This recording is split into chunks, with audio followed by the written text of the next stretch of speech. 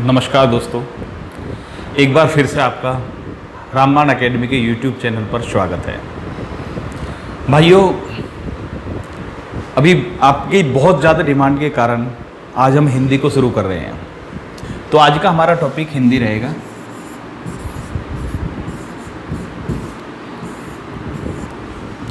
देखिए, जैसा कि कमेंट्स के माध्यम से आपने कहा कि भाई हिंदी बहुत ज़रूरी है और आने वाले टेस्ट है, चाहे फायरमैन है, चाहे लेखपाल है, चाहे आपका फिर यूपी पुलिस है, चाहे आपका मतलब आपका DSSB है, सभी जगह आप हिंदी की जरूरत पड़ती है। तो बात करते हैं हिंदी। देखिए, बहुत सारे क्या करते हैं कि हिंदी को रटना शुरू कर देते हैं। जब पर्यायवाची की बात करते हैं वो रटना शुरू करेंगे, विलोम शब्द की बात करते हैं वो रटना शुरू करेंगे, वाक्य के लिए एक शब्द रटना शुरू करेंगे, संधि समास रटना शुरू कर देंगे। तो भाई देखिए, हर चीज रटने पर काम नहीं कर सकते। तो आज जो है हम कोई पर्टिकुलर टॉपिक नहीं ले रहे हैं, आपको बता रहे हैं कि हिंदी को आपको देखिए प्रॉब्लम नहीं है, क्योंकि हम हिंदी भाषी हैं, हमें दिक्कत नहीं आएगी। लेकिन फिर भी हम अगर हिंदी वहाँ पर नहीं कर पा रहे, वहाँ पर 50 सवाल आ रहे हैं और हम 40 कर पा रहे हैं, तो इसका मतलब क्या है? 50 में से अगर 40 कर रहे हैं, 35 कर रहे हैं, इसका मतलब हमने लापरवाही करी है। क्योंकि हम हिंदी भाषी हैं तो हमें ढंग से समझना चाहिए चीज़ों को। तो याद रखना, हमें चीज़ों को रटना ही नहीं, समझना है। आज मैं आपको थोड़ी सी शुरुआत कर रहा हूँ। मैंने कहा कि कोई पर्टिकुलर टॉपिक नहीं ले रहा हूँ हिंदी का, बस ये समझा रहा हूँ कि कैसे आप समझ सकते हो चीज़ों को रटने की बजाय। देखिए, बहुत सारे क्या करते हैं कि भाई जब उनको हिंदी पढ़ने का मतलब होता है तो वो रोजाना 10 या 15 पकड़ लिए पर्यायवाची कि भैया 10-15 पर्यायवाची रोज रटेंगे। अब शुरू के 10-15 आसान है, अगले 10 और किए, 20 हो गए, चलो आसान है, 30 हो गए, 50 हो गए, आसान है। लेकिन जब 7वें 8वें दिन पहुंचते हैं तो वो पर्यायवाची जो हैं वो 100 से ज़्यादा हो चुके हैं, क्योंकि 10-15 ले रहे हो आप। अब उनके फिर मान लिया आप कोई भी एक शब्द ले रहे हो, अब उसके मान लिया आपने पवन लिया, पवन, वायु जो है, इस तरह का जो है आप पर्यायवाची करेंगे तो एक के 4-4, 5-5 पर्यायवाची करेंगे। इसका मतलब 100 पर्यायवाची का मतलब ये है कि आप लगभग 500 शब्द याद हो गए, रटना शुरू कर दिया। अब प्रॉब्लम कहाँ आएगी? प्रॉब्लम आएगी अब आप कुछ दिन बाद भूलना शुरू हो जाओगे उनको। तो आप केवल अगर रट कर चल रहे हैं तो भूलने की भी समस्या आएगी। इस चीज़ को थोड़ा सा आपको बचना है। चीज़ों को समझिए, जितना समझेंगे उतना ही आसान होता चला जाएगा हिंदी को पर समझ। ठीक है, तो आज देखते हैं कि कैसे समझना है। एक छोटी सी झलक दे रहे हैं सर अब आपको, उसी हिसाब से हम आपको पढ़ाएंगे। देखिए, एक होता है सर, शब्द होता है पानी। अब पानी के पर्यायवाची क्या है? जल है, नीर है, वारी है, ठीक है, अंबु है,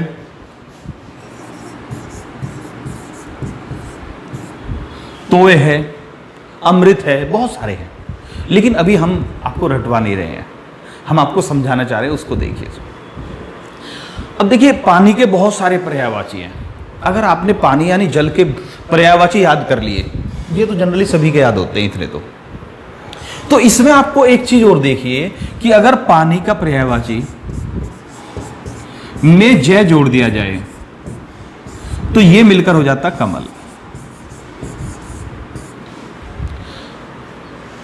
हालांकि देखिए, मैं हिंदी के हिसाब से अभी आपको, क्योंकि अभी हमने हिंदी शुरू नहीं की है, अज जुड़ता है, वैसे अज, जय नहीं, अज जुड़ता है। लेकिन अभी हम आपको सिर्फ समझा रहे हैं कि अगर जय जुड़ जाए, वैसे अज होता है, वो जब संधि में आएंगे तो समझ में आएगा।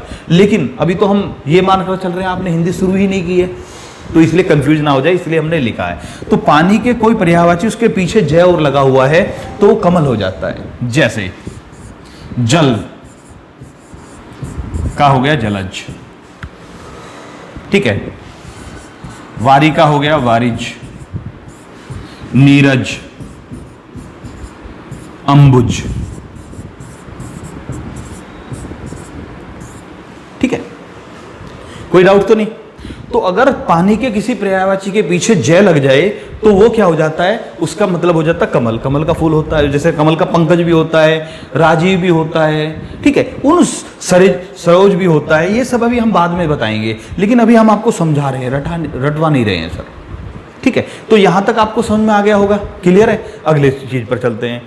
अब पानी के पर्यायवाची के साथ हमने जय जोड़ा तो क्या हो गया, क्या हुआ भाई, हमारा हो गया कमल। अगर हम इसमें दा जोड़ देते, याद रखना दा, तो कमल की जगह क्या हो जाता हमारा हो जाता बादल। ठीक है, कमल की जगह बादल। तो अब अगर जलज की जगह सिर्फ क्या करना है, जलद। वारिज की जगह क्या करना है, वारिद। नीरद। और अंबुज की जगह क्या होगा, अंबुद। ये सारे बादल के पर्यायवाची। अभी क्लियर है भाई, ओके। अभी तो सर मतलब मैं थोड़ा सा बता रहा हूं, लेकिन इस छोटी सी चीज में आपके बहुत सारी चीजें क्लियर हो जाएंगी। कहां कहां पर होगा वो उस पर भी आ रहे हैं हम। तो पानी के साथ हमने जय जोड़ा, कमल। पानी के साथ हमने दय जोड़ा, क्या हो गया भाई, बादल। और अगर हम पानी का पर्यायवाची है और उसके साथ अगर हम धी लगा दें तो क्या हो जाता, समुद्र हो जाता भाई।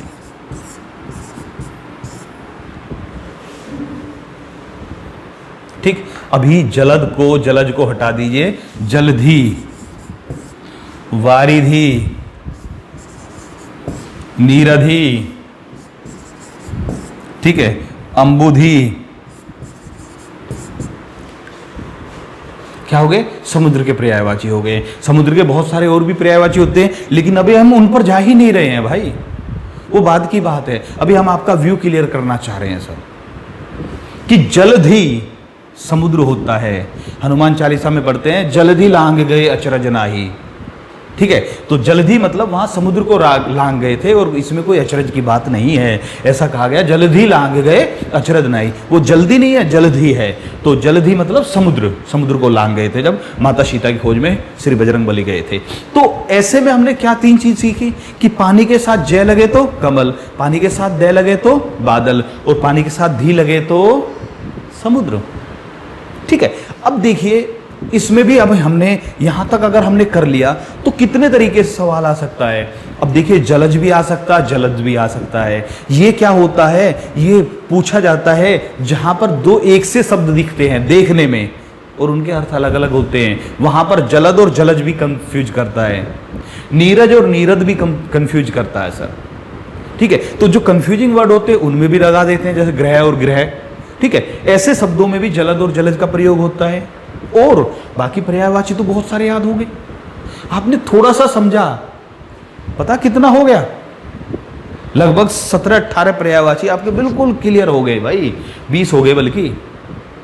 ठीक है, बिल्कुल क्लियर हो गए, और इससे आगे का रास्ता भी क्लियर हो गया।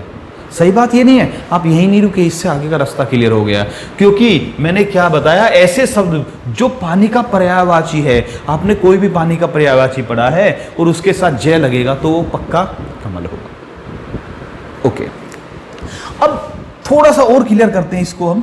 देखिए, अगर आपने नोट नहीं किया है तो नोट कर लेना। पानी के साथ जय, मैंने बताया कि ये हिंदी की व्याकरण के अनुसार थोड़ा गलत है, लेकिन अभी हम आपको समझा रहे हैं, पहली क्लास है इसलिए। क्या होता है भाई, कमल। नोट कर लेना भाई। पानी के साथ अगर दय लगाएं तो क्या होता है, बादल। और पानी के किसी पर्यायवाची के साथ धी लगाएं तो क्या होता है, समुद्र। ठीक है, अब आ जाते हैं। अब ये जो जय होता है, पहले इसको थोड़ा समझते हैं, इसको नोट कर लेना। ये बहुत आसान, बहुत सारी चीज़ों को आपको कवर कर देगा थोड़ी सी देर में। 2 मिनट की पढ़ाई और बहुत कुछ आसान हो गया। और ये जो 2 मिनट की पढ़ाई में मैंने जितना क्लियर करा दिया है, वो उसको क्लियर करने के लिए आपको शायद 2 दिन भी लग जाते हैं, और फिर भी आप कंफ्यूज रह जाते हैं। ठीक है, आ जाते हैं सर। तो जय क्यों लगाते हैं? देखिए, अगर किसी के साथ अज लगा हुआ है, मैंने क्या कहा, अज होता वो। ठीक है, अगर अज जुड़ गया है तो इसका मतलब होता से उत्पन्न।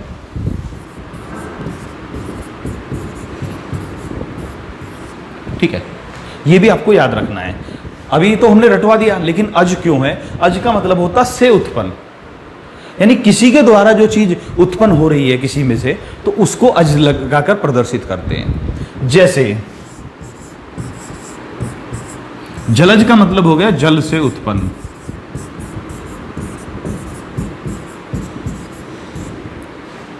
या से उत्पन्न की जगह में उत्पन्न, या जल में उत्पन्न। जिसकी उत्पत्ति जल में हुई है, जल से हुई है, उसे क्या बोलेंगे? जलज। समझ में आ गया? तो अज का मतलब होता से उत्पन्न। अब एक चीज और क्लियर करिए, क्योंकि कमल जो होता है, कमल का जो फूल होता है वो पानी में ही उत्पन्न होता है या पानी से उत्पन्न होता है, तो ऐसे इसलिए उसको जलज बोला गया।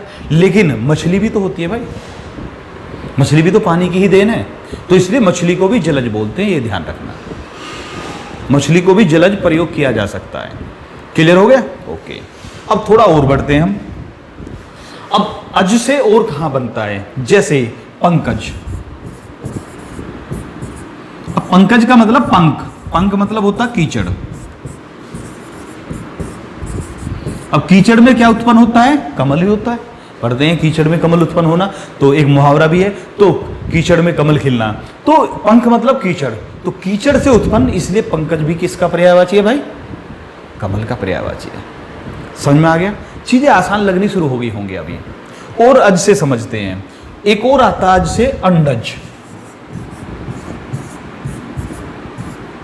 अंडज मतलब अंडे से उत्पन्न। अब जो अंडे से उत्पन्न होते हैं उनको जनरली हम क्या बोलते हैं? हम बोलते हैं उनको पक्षी। तो पक्षी का पर्यायवाची है अंडज। सर जी, अगर आप समझ रहे हैं मेरी बातों को, जो मैं आप तक बात पहुंचाना चाह रहा हूं, जो मैसेज पहुंचाना चाह रहा हूं, तो अब आपको लग रहा होगा हम पढ़ते जा रहे हैं और दिमाग में फीड होता जा रहा है। वरना तो रट रहे थे, निकल रहा था, इधर से निकाला इधर से निकल गया। ठीक है, वो चीज नहीं होगी अगर आप समझ कर चलेंगे तो। पूरी हिंदी को इसी तरह से समझिए, बिल्कुल बहुत वैज्ञानिक भाषा है भाई ये, हर कुछ सिस्टम से है। अगर आप उस सिस्टम को पकड़ गए तो कभी एक बार हिंदी पढ़ लीजिए, बार बार ये नहीं कि आज पढ़ी है फिर 6 महीने बाद दूसरा एग्जाम आ गया फिर पढ़ना है, फिर तीसरा आ गया फिर पढ़ना है, बार बार भूल जाते हो। ऐसा सिस्टम नहीं होना चाहिए। ठीक है, अंडज मतलब पक्षी, समझ में आ गया। अब अज से ही एक और देख लेते हैं, श्वेदज। तो इसका मतलब क्या होना चाहिए? श्वेद से उत्पन्न।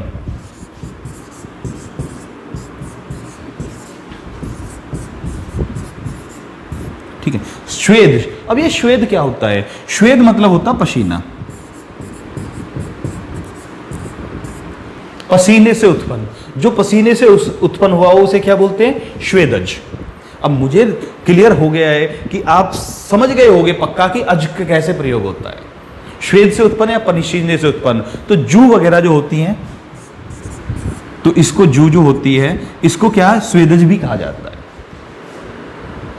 ठीक है, ओके भाई। अब ऐसा ही एक है आत्मज।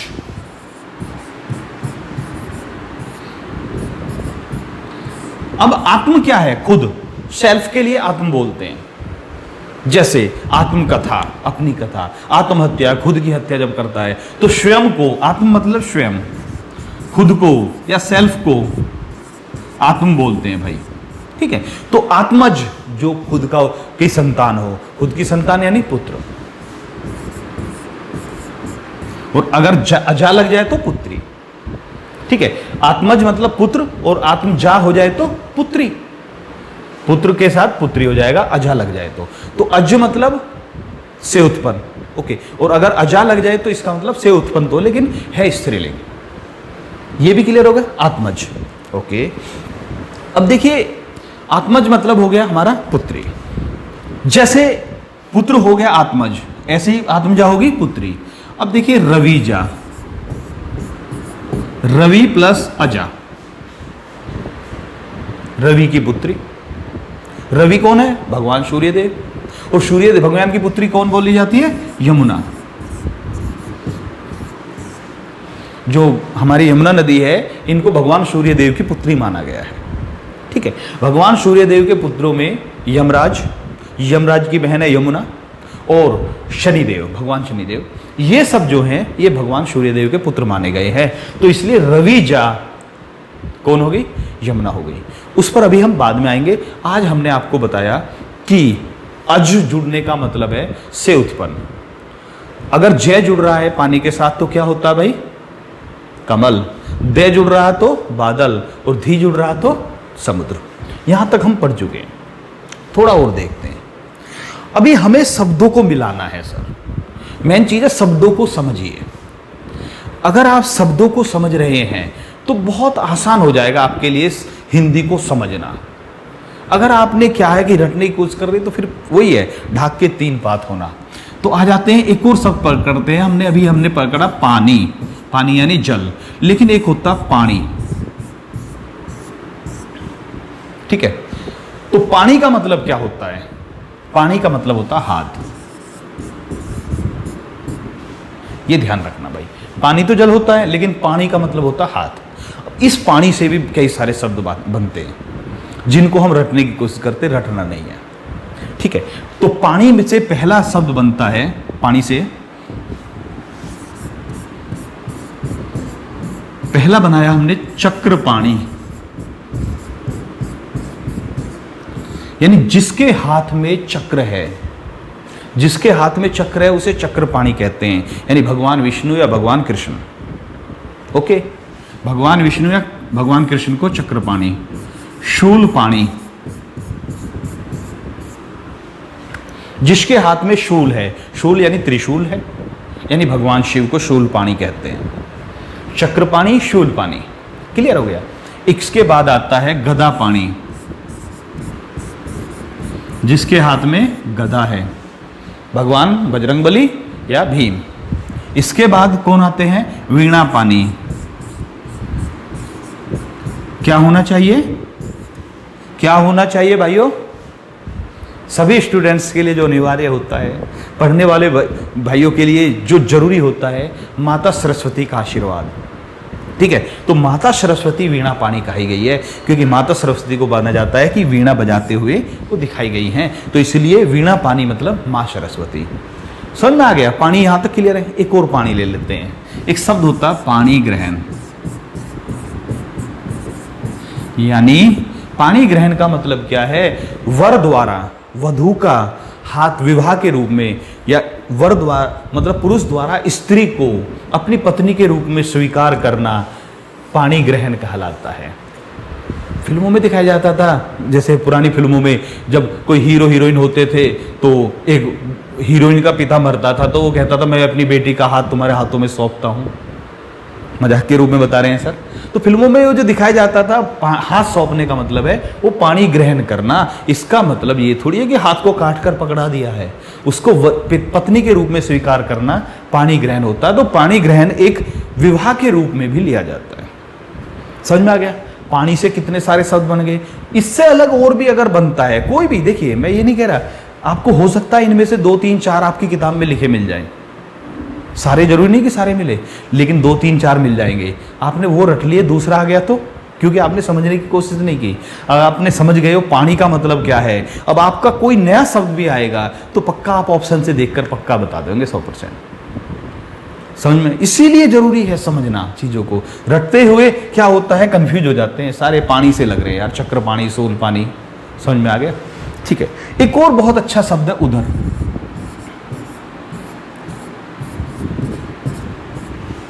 उदर का मतलब होता है पेट। हमारा जो पेट होता है उसको उदर बोलते हैं, याद रखिए।